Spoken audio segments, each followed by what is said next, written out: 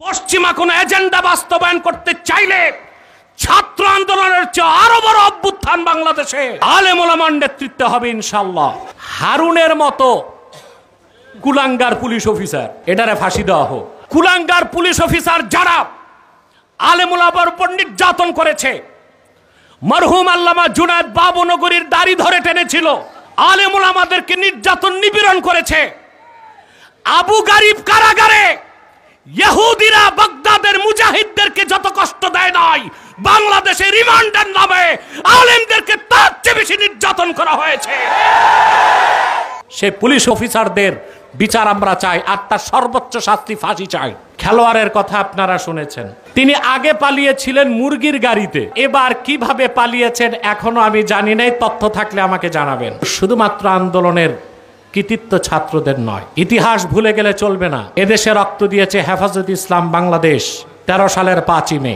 Al Jazeera সূত্র ধরে বলছি, ছাত্র আন্দোলনের যত মানুষ শাহাদাত বরণ করেছে তার চেয়ে অনেক বেশি মানুষ শাহাদাত বরণ করেছে শাপলা চত্বরে। মোদি বিরোধী আন্দোলনে, ভাস্কর্য বিরোধী আন্দোলনে, হেফাজতের নেতৃত্বে সকল দলমতের মুসলমানের আন্দোলনে 11টি তাজা প্রাণ ঝরেছে।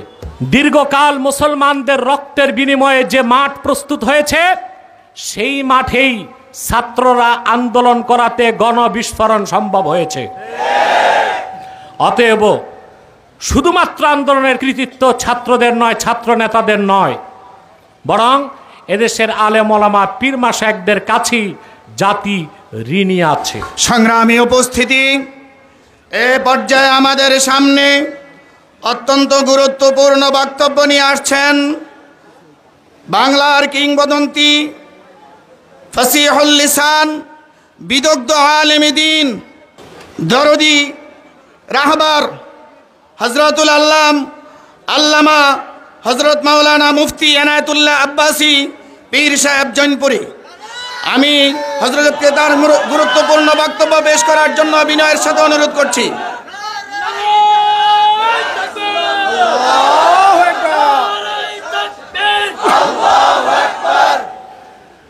আলহামদুলিল্লাহি রাব্বিল আলামিন, والصلاة والسلام على محمد صلى الله عليه وسلم نبي الأنبياء والمرسلين الذي أكمل الله به قصر النبوة، أي ختم الله به النبوة وحكم أن لا نبي بعده، وأعلن في القرآن بالبرهان أن محمدا صلى الله عليه وسلم خاتم النبيين والمرسلين قبل 15 سنة أما بعد। সম্মানিত সভাপতি, মজলুম জননেতা, বিপ্লব সংগ্রামী মানুষের কণ্ঠস্বর শেখুল হাদিস মৌলানা মামুনুল হক সাহাব, উপস্থিত চট্টগ্রাম থেকে আগত হেফাজত ইসলাম বাংলাদেশের মুখপত্র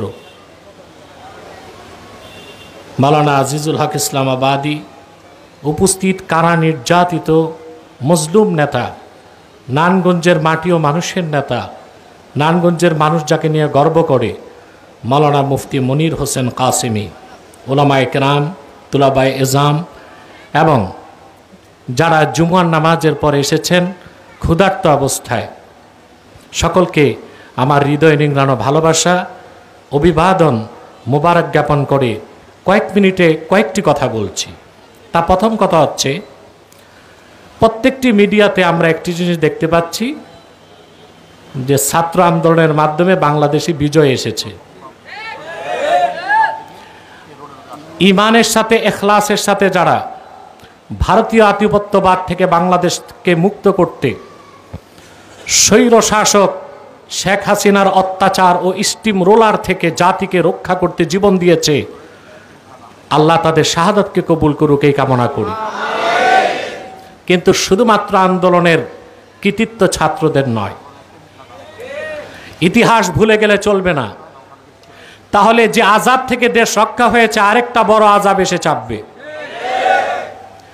এদেশে রক্ত দিয়েছে হেফাজত ইসলাম বাংলাদেশ 13 সালের 5ই মে। এবং আমি আল জাজিরা সূত্র ধরে বলছি, ছাত্র আন্দোলনে যত মানুষ শাহাদাত বরণ করেছে তার চেয়ে অনেক বেশি মানুষ শাহাদাত বরণ করেছে শাপলা চত্বরে। মোদি বিরোধী আন্দোলনে, ভাস্কর্য বিরোধী আন্দোলনে হেফাজতের নেতৃত্বে সকল দলমতের মুসলমানের আন্দোলনে 11টি তাজা প্রাণ ঝরেছে। বিগত আওয়ামী লীগের সময় ব্রাহ্মণবাড়িয়াতে 96তে যখন আওয়ামী লীগ এসেছিল 8 জন মাদ্রাসার ছাত্রকে হত্যা করা হয়েছিল। দীর্ঘকাল মুসলমানদের রক্তের বিনিময়ে যে মাঠ প্রস্তুত হয়েছে সেই মাঠেই ছাত্ররা আন্দোলন করাতে গণবিস্ফোরণ সম্ভব হয়েছে। অতএব শুধুমাত্র আন্দোলনের কৃতিত্ব ছাত্রদের নয়, ছাত্র নেতাদের নয়, বরং এদেশের আলেম ওলামা পীর মাশায়েখদের কাছেই জাতি ঋণী আছে। সেজন্য আমি বলবো, হেফাজতের নেতৃবৃন্দ আছেন এবং আমার বক্তব্য আগ থেকে আমি দিয়ে যাচ্ছি, ভারতীয় আধিপত্যবাদ থেকে বাংলাদেশ মুক্ত হয়েছে। প্রয়োজনে আরেক সাগর রক্তের বিনিময় হলো মার্কিন আগ্রাসন থেকেও বাংলাদেশকে মুক্ত রাখা হবে। যিনি দায়িত্ব পেয়েছেন তাকে চোখ কান খোলা রাখতে হবে। ইসলামের স্বার্থের বিপক্ষে, মুসলিম স্বার্থের বিপক্ষে, বাংলাদেশের জাতীয় নিরাপত্তার স্বার্থের বিপক্ষে পশ্চিমা কোনো এজেন্ডা বাস্তবায়ন করতে চাইলে ছাত্র আন্দোলনের চেয়ে আরো বড় অভ্যুত্থান বাংলাদেশে আলেম ওলামার নেতৃত্বে হবে ইনশাআল্লাহ। দ্বিতীয় আরেকটি কথা বলবো, খেলোয়াড়ের কথা আপনারা শুনেছেন। তিনি পালিয়েছিলেন মুরগির গাড়িতে। এবার কিভাবে পালিয়েছেন এখনো আমি জানি নাই, তথ্য থাকলে আমাকে জানাবেন। আল্লাহ তাআলা কোরআন কারীমে বলেছেন, ইন্নাল্লাহা লা ইউহিব্বুল মু'তাদিন, সীমা লঙ্ঘনকারীদেরকে আল্লাহ পছন্দ করেন না। কি রকম নির্যাতন করেছেন নারায়ণগঞ্জের আলেম ওলামাদেরকে। আল্লামা মনির কাসিমে যখন নির্বাচনে দাঁড়িয়েছিল দৈহিকভাবে তাকে নির্যাতন করা হয়েছিল। বাংলাদেশের কোন এলাকায় আওয়ামী লীগেরও কোনো এমপি এত স্বৈরাচারী ছিল না যে স্বৈরাচারের আঘাতে নারায়ণগঞ্জকে ক্ষতবিক্ষত করেছে। এই ক্ষতবিক্ষত নারায়ণগঞ্জকে যদি ঠিক করতে হয় তার নারায়ণগঞ্জে আসা চিরকালের জন্য নিষিদ্ধ ঘোষণা করতে হবে। আরেকটি কথা বলবো, পুলিশের গায়ে হাত দিবেন না। পুলিশ হচ্ছে ইন্টারনাল সিকিউরিটির জন্য পুলিশের দরকার। পুলিশ যেই কাজ পারে ছাত্ররা কিয়ামত তক তা পারবে না। এগুলো প্রশিক্ষণের ব্যাপার। হারুনের মতো কুলাঙ্গার পুলিশ অফিসার, এটারে ফাঁসি দেওয়া হোক। কুলাঙ্গার পুলিশ অফিসার যারা আলেম ওলামার উপর নির্যাতন করেছে, মরহুম আল্লামা জুনায়েদ বাবুনগরীর দাড়ি ধরে টেনেছিল, আলেম ওলামাদেরকে নির্যাতন নিপীড়ন করেছে। আবু গারিব কারাগারে ইহুদিরা বাগদাদের মুজাহিদদেরকে যত কষ্ট দেয় নাই, বাংলাদেশে রিমান্ডের নামে আলেমদেরকে তার চেয়ে বেশি নির্যাতন করা হয়েছে।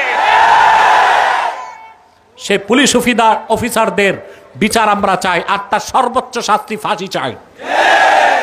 বাকি যারা পুলিশ তারা প্রজাতন্ত্রের কর্মচারী ছিল, আপনারা তাদের গায়ে হাত দিবেন না। আপনারা এরকম একটা এনভায়রনমেন্ট উপহার দিন যেন পুলিশরা স্বেচ্ছায় চাকরিতে চলে আসে। আরেকটা কথা বলেই আমার বক্তব্য সমাপ্ত করছি।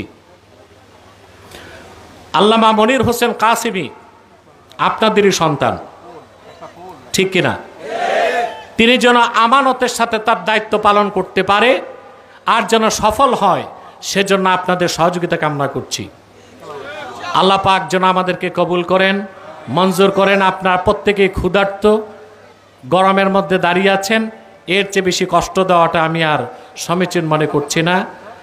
ওয়াখির দাওয়ানা আনিল হামদুলিল্লাহি রাব্বিল আলামিন। ওয়াসসালামু আলাইকুম ওয়া রাহমাতুল্লাহি তাআলা ওয়া বারাকাতুহু।